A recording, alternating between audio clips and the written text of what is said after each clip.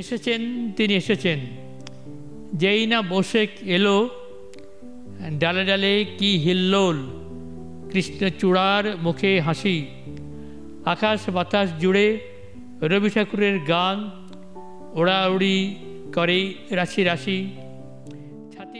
রবি ঠাকুর বলেছিলেন, এসো হে বৈশাখ এসো এসো। আজকে বাঙালি নববর্ষের প্রথম দিন, অর্থাৎ পয়লা বৈশাখ। পয়লা বৈশাখের ইতিহাস কিন্তু বেশ ঐতিহ্যপূর্ণ। একটা সময় বাঙালি হালখাতা, মিষ্টির দোকান, নতুন ক্যালেন্ডার, নতুন জামা কাপড়, এইসবের মানেই পয়লা বৈশাখ। তবে যুগের সাথে সাথে সবকিছুই পরিবর্তন হয়, তার সঙ্গে সঙ্গে হাত ধরে এসেছে ই ক্যালেন্ডার, নতুন করে ই গ্রিটিংস কার্ড, অনেক কিছুই। পয়লা বৈশাখের একাল এবং সেকাল। আজকে আমাদের সঙ্গে রয়েছেন বাংলা সাহিত্যের অন্যতম অভিভাবক তপন বন্দ্যোপাধ্যায়। তপনবাবুকে প্রথমেই পয়লা বৈশাখের অসংখ্য শুভেচ্ছা এবং অভিনন্দন, আমার প্রণাম নেবেন। এবং পয়লা বৈশাখের একাল আর সেকাল কি দেখছেন, কি বলবেন? আমিও পয়লা বৈশাখ উপলক্ষে যারা দর্শক তাদের আমি শুভেচ্ছা জানাচ্ছি। পয়লা বৈশাখ বলতে আমি বুঝি বাঙালিয়ানা। আমাদের বাঙালিদের যে পরিচয় আমরা বহন করি যে আমরা বাঙালি, তার সঙ্গে পয়লা বৈশাখ কিন্তু ওতপ্রোতভাবে জড়িত। আমরা যখন ছোট ছিলাম তখন এই পয়লা বৈশাখ আমাদের কাছে একরকম ছিল, আর এখন একেবারেই অন্যরকম। আমরা যখন বালক বয়সী তখন বাড়িতে ওই কাঁকড়ি কাটা লাল কার্ড আসতো, 5টা 6টা 7টা 8টা। আমরা ছোটরা একসঙ্গে বেরিয়ে যেতাম ওই নববর্ষের কার্ড নিয়ে। আমরা এই দোকানে যেতাম। আমাদের লক্ষ্য ছিল কিন্তু মিষ্টির প্যাকেট নয়, ওই যে লাল নীল সবুজ শরবত পাওয়া যায় বরফ ফেলা, ওই শরবত আমাদের লক্ষ্য ছিল। তখন তো বুঝতাম না যেগুলো খাওয়া খারাপ, কিন্তু এটাই আমাদের পয়লা বৈশাখের সবচেয়ে বড় আকর্ষণ ছিল। আর বয়স বাড়ার সঙ্গে সঙ্গে সব কিছুই বদলেছে, বদলায়নি আমাদের বাঙালিয়ানা। লেখালেখি শুরু করার পর থেকে পয়লা বৈশাখের সঙ্গে প্রকাশকের ঘরে ঘরে যাওয়া, এটা আমাদের একটা ঐতিহ্য। আজকে আমার যতগুলো প্রকাশক আছেন তাদের সবারই কার্ড পেয়েছি, এবং দুপুরবেলা বেরিয়ে পড়ব কলেজ স্ট্রিটের উদ্দেশ্যে। সেখানে এক এক প্রকাশকের কাছে এক এক রকম অভ্যর্থনা। দেশ পাবলিশিং আমার সবচেয়ে বড় প্রকাশক, তার কাছে আমার অধিকাংশ বই।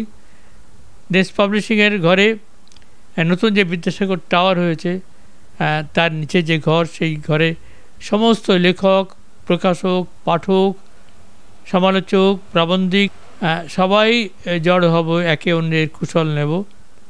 আর ওখানে সুধাংশু শেখর দিয়ে থাকবেন, আমাদের তার উত্তরসূরি অপু বা শুভঙ্কর দিয়ে থাকবেন। একটা বড় খাতা আছে, সেই খাতায় আমাদের প্রত্যেককে লিখতে হয় পয়লা বৈশাখ উপলক্ষে আমরা কি ভাবছি, কেমন লাগলো। মিত্র ঘোষ সেখানেও একটা খাতা থাকে, সেখানে আমরা লিখি যে কীরকম লাগলো।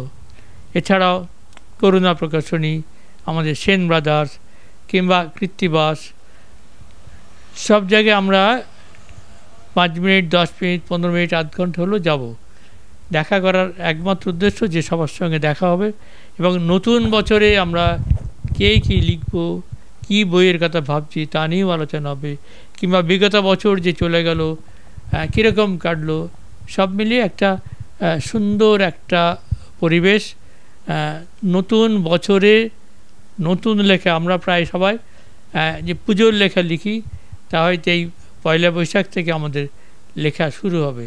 সুতরাং পয়লা বৈশাখ আমরা যারা লেখালেখি করি তাদের জীবনে একটা অন্য তাৎপর্য বহন করে।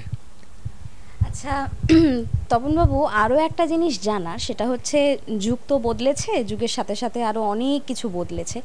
তো পয়লা বৈশাখ সেকালে কেমন ছিল আর এখনকার পয়লা বৈশাখ, এই দুটোর মধ্যে আপনি তফাৎ কি বুঝছেন বা কি দেখছেন এই দুটোর মধ্যে, সেটা যদি আমাদেরকে একটু। যে সময়টা ফিরে এসেছি তখন জীবনযাপন ছিল অনেক সরল সাদাসিধে। একজন মানুষ আরেকজন মানুষের বন্ধুত্ব অনেক বেশি ছিল। কেউ একটা বিপদে পড়লে ছুটে আসতেন পাড়ার সবাই। এই যে বাঙালিয়ানা, এবং হয়তো কোনো একটা চায়ের দোকানে কিংবা কোনো একটা বাড়ির রোয়াকে একটা আড্ডা হতো। এই যে বাঙালিয়ানা ব্যাপারটা তখন যতটা ছিল, এখন আস্তে আস্তে আমাদের যুগ পাল্টে যাচ্ছে। আমাদের ছেলেমেয়েরা সবাই ইংলিশ মিডিয়ামে পড়ে এবং পাশ করার পর প্রায় সবাই বিদেশে যাচ্ছে বা অন্য রাজ্যে চলে যাচ্ছে। আমাদের এখানে যেটা হচ্ছে সেই তারা কিন্তু ইংরেজিতে কথা বলা পছন্দ করে, হয়তো বাংলায় কথা বলা পছন্দ করে না, ইংরেজি বই পড়া পছন্দ করে, বাংলা বই পছন্দ করে না। এরকম একটা পরিবর্তন ঘটে গেছে, যেটা আমার মনে হয় যে এই বাঙালিয়ানা কোথাও একটা আমাদের কোথাও একটা আঘাত হানছে এই যুগের পরিবর্তনের সঙ্গে সঙ্গে। আমরা তবুও চেষ্টা করি যে বাংলা বই আরও ভালো করে লিখে আরও মানুষের কাছে পৌঁছে দিতে, যাতে বাঙালি পাঠক আরও উপভোগ করেন আমাদের বাংলা বই। এইগুলো হচ্ছে আমাদের মানে পরিবর্তন, যেটা বলি, যেটা হচ্ছে যে আমাদের মধ্যে একটা সাহেবিপনা ঢুকে যাচ্ছে আর কি। সেইটা আমি একেবারেই পছন্দ করছি না। আমরা বাঙালি বাংলা ভাষায় কথা বলবো, বাঙালি আনা যে বাঙালি খাওয়া, এই সবগুলো রাখবো। এখন সকালে যে খাবার খাই সেখানে হয়তো দেখা যাবে যে চাইনিজ খাবার আসছে, মোগলাই খাবার আসছে, নানা রকম খাবার আসছে। এটা বাঙালি আনা থাকছে না। তাই বাঙালি আনা বজায় রাখতে আমাদের মনে হয় যে আমাদের আরও বেশি বেশি করে আমাদের জীবনযাপনে, আমাদের চর্চায়, মানে ভাষার চর্চায়, আমাদের খাওয়া দাওয়ায়, সব জায়গায় এই বাঙালিয়ানা বজায় রাখা উচিত, এটা আমার মনে হয়েছে আর কি। তপনবাবু তো আমাদের একাধিক অনন্য সৃষ্টি উপহার দিয়েছেন, লাল ফিতে, বীরবলের মতো। তো তপনবাবু, আপনাকে জিজ্ঞেস করব যে আপনার লেখনীতে এই পয়লা বৈশাখ ঠিক কিভাবে উঠে আসে বা কিভাবে প্রকাশ পায়, যদি আমাদের একটু দর্শকদের বলেন। আমি বলি, আমরা বৈশাখ বলতে পয়লা বৈশাখে যেমন বাঙালিয়ানা বজায় রাখতে চাই, তেমনি বৈশাখ বলতে আমাদের মনে পড়ে রবীন্দ্রনাথের কথা। এই সারা বছর, সারা মাস, বৈশাখ মাস জুড়ে রবীন্দ্রনাথ আমাদের সঙ্গে থাকবেন। রবীন্দ্রনাথ আমাদের সারা বছরই থাকেন। বিশেষ করে আমি এর আগে যেটা লিখলাম, বীরবল যেমন লিখেছি, তেমনি কালিদাসকে নিয়ে একটা উপন্যাস লিখেছি। সারা ভারতে গত 2000 বছরের মধ্যে কালিদাসকে নিয়ে কোনো প্রামাণ্য জীবনী লেখা হয়নি, তেমন উপন্যাসও লেখা হয়নি। আমি সমগ্র কালিদাস পড়ে আমি চেষ্টা করেছি কালিদাসকে তার জীবন নিয়ে একটা উপন্যাস লেখার চেষ্টা করেছি। নাম দিয়েছি উপমা কালিদাসস্য।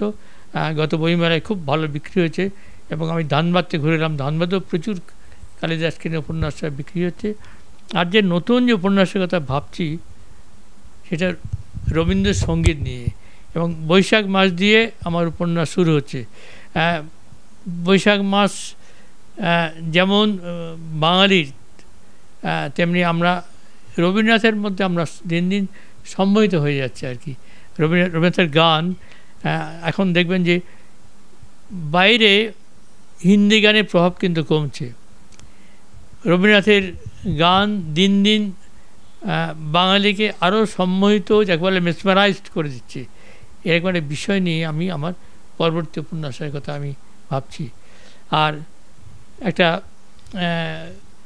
বৈশাখ মাস এবং রবীন্দ্রনাথ এই মিলিয়ে আমি একটা কবিতা লিখলাম। কবিতা একটু পড়ি। এসেছেন তিনি এসেছেন, যেই না বসে এলো, ডালে ডালে কি হিল্লোল, কৃষ্ণচূড়ার মুখে হাসি, আকাশ বাতাস জুড়ে রবি ঠাকুরের গান ওড়াউড়ি করে রাশি রাশি, ছাতিম তলায় বসে শালিকেরা গুনগুন, তারাও কি গান গায় আজ, জারুল ফুলের রঙে হাওয়াদের মাখামাখি, তাদেরও কি বৈশাখী সাজ। একটি কিশোর যায় কি সুন্দর সেজে গুজে, আবৃত্তি করবে বুঝি সেও, কিশোরীর নাচের বেশে শরীরে বিভঙ্গ তুলে, রবিবাবু ডেকেছে তাকেও। সুখী গৃহকোণে আজ বেজে যায় গ্রামোফোন পুরনো দিনের স্মৃতি নিয়ে, ওরে গৃহবাসী আজ খোলদার খোল, তিনি এসেছেন সবাইকে জানিয়ে। এই হচ্ছে রবীন্দ্রনাথ এবং বৈশাখ মাস অঙ্গাঙ্গে জড়িত। আর বলি, আজ পয়লা বৈশাখ, আজ সকালে আমাদের শখের বাজারে সোনার বলে একটি সংস্থা আছে, সারা বছর তারা সাহিত্য সংস্কৃতি নিয়ে কাজ করে। আজ সকালে একটা প্রভাত ফেরি বেরোলো এবং রবীন্দ্রনাথের গান দিয়ে, সেই প্রভাত ফেরিতে আমরা সবাই অংশগ্রহণ করেছিলাম। সেই দিয়ে আজকে পয়লা বৈশাখ শুরু। তারপর সারাদিন আজকে প্রকাশকের কাছে যাওয়া, সবার সঙ্গে মেলামেশা করা, সবার শুভেচ্ছা, সবাইকে শুভেচ্ছা দেওয়া এবং তাদের শুভেচ্ছা গ্রহণ করা, এইভাবেই আমাদের পয়লা বৈশাখ আমাদের কাটবে। ধন্যবাদ। অসংখ্য ধন্যবাদ তপনবাবু আপনাকে। আমরা এতক্ষণ কথা বলছিলাম তপনবাবুর সাথে। তবে একটা কথা কিন্তু সত্যি, বাঙালি মানেই বাঙালির আবেগ, বাঙালির সংস্কৃতি, বাঙালির খাওয়া দাওয়া, বাঙালির হুল্লোড়, উৎসবপ্রিয় বাঙালি। আজ আপনাদের সকলকে পয়লা বৈশাখের অসংখ্য শুভেচ্ছা। ক্যামেরায় রবি দত্তর সঙ্গে শুক্লা মাইতির রিপোর্ট, ওঙ্কার বাংলা।